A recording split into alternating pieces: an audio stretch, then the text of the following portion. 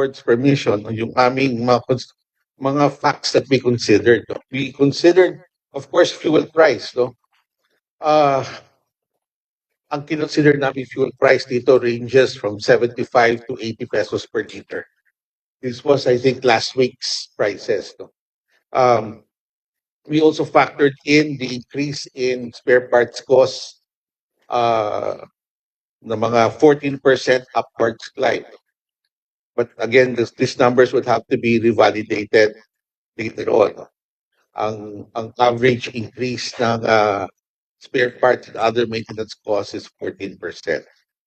One thing very telling that we also considered is the minimum wage increase in 2022 to 2025.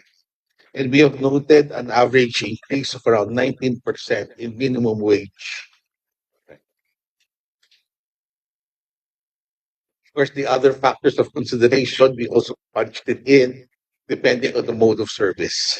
In the end, after considering all this, here are the following changes in transport fares. PUJ. Traditional PUJ, i-akit po natin yan of 12 to 14 pesos. But if you remember, binigyan po natin ng 1 peso provisional noong 2023. So ang current rate nila yun 13. But we will now make it permanent at 14 pesos for the first 4 kilometers. That reflects an 8% jump in the base fare. Succeeding po a 180 no? ang existing ng traditional PJ. Sinarado na po natin ng 2 pesos or a 20 centavo adjustment per kilometer after the first 4 kilometers. 20 centavos increase. So modern PUJ, it is 20% more than your traditional PUJ. So just to give you an example, Cubao Divisoria is a 10-kilometer run. No? Ang existing fare niya is 23 pesos and 80 centavos. Now, because of these increases, yung new fare of a Divisoria or Cubao Divisoria run will be 26 pesos. Or that's roughly a 9% increase in transport fares. Sa metro buses, ito yung ordinary bus, metro. It starts off 13 pesos for the first 5 kilometers. Inakyat po natin yan to 15 pesos or a 2 peso jump for the first 5 kilometers. That's 15% increase. Doon naman sa succeeding, from 2 pesos and 25 centavos, we granted a 24 centavo increase. They prayed for a little bit higher than that, no? But we just granted 24 centavos increase, or it went up 2 pesos and 49 centavos. That's a 10% jump. Yung aircon Metrobus is 20% higher than that. So again, using that same model, to SM Fairview to Luzon Avenue, which is again a 10-kilometer run. Ang current fare niyan is around 24 pesos and 25 centavos. Because of this adjustment, itong fare will go up to 27 centavos and 27 pesos and 45 centavos. That's a 13% increase. For provincial buses, which increase over the weekend, it's on the average a 35 centavo increase. That's roughly 14 to 16% increase. So kung ang Batangas route, which is 105 kilometers, ang existing fare niyan without increase pa is around 200 pesos. Aakyat po yan ng mga 230 pesos because of the increase or a 15% jump. Ordinary bus po yan. Ang aircon bus, from 220, aakyat po yan ng mga 257 pesos or a 16% jump.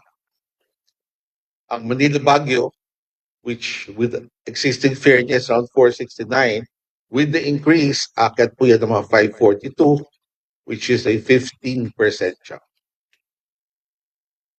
Okay. Ang isa po nag-file ho sa amin ay yung airport taxi, no? ito po ay binigyan po natin from yung kanilang flag down rate right now is 75 pesos. Inakyat po natin ng 40 pesos yan or from 75 to 115. Ito po yung airport taxi, hindi ito yung regular taxi natin, airport taxi yan. So kung darating ka sa NAIA Terminal 3 at pupunta ka sa SM Mega Mall, no? On existing fare, that's around 229 pesos.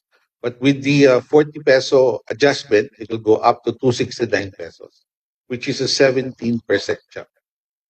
Okay. The last one that we are supposed to decide is the TNVS. Ito yung mga Grab natin, mga InDrive, no? Okay. Yung base fare nila ngayon, which is 45 pesos, inakyat po natin ng 20 pesos or 65 pesos pag sedan.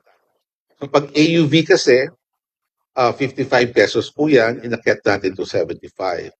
Hatchback, 35 pesos, 20 peso increase na naman. So it's a 20 peso increase across the board as far as the TNVS is concerned, yung base fare nila.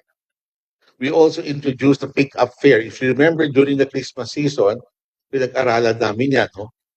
During the Christmas season, we allowed a 24 peso pick-up fare rate for the first kilometer. Ito, binigyan natin, pero binabaan natin to 15 peso pick-up rate.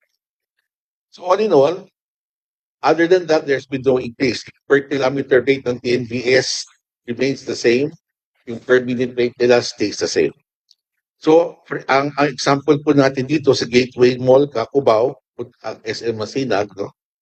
Based on existing fares, you would be charged 255 pesos.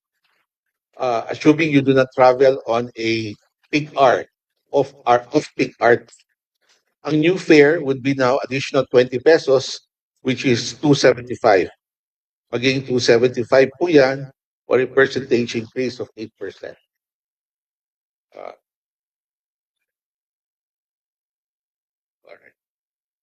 We have other examples of yung pinakuli pa natin yung P2P, point to point, no? We allowed a 15% increase based on existing fare. Kasi ang P2P po, one fare lang po yan. Regardless of where your destination is, no? Point to point po lang yan.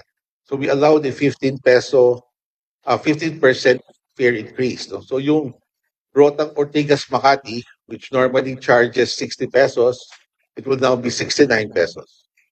Yung NAIA Clark, which is 400 pesos, will now be 460 pesos, which is again a 15% increase. As you see, we have tried to be below the minimum wage increase of 19% on the average, just to make sure that kahit paano within the affordable reach ng ating minimum wage earners natin.